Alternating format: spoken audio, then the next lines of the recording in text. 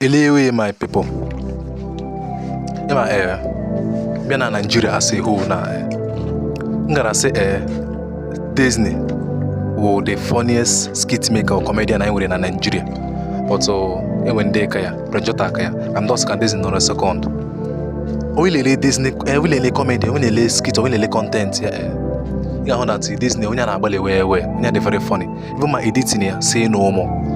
Hi, if you look at video, Merina trending on Sunday trending on Bam Bam, yes.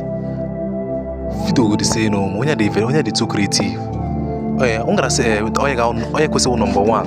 I've been a funniest or number one skit maker or comedian. I was number one. Was Bridget number one.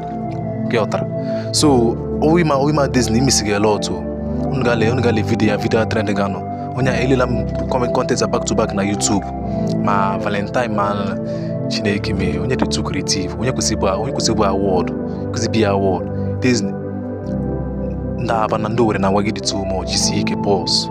No be small thing. You too creative. And we love you all day much. In our Bali. Thank you.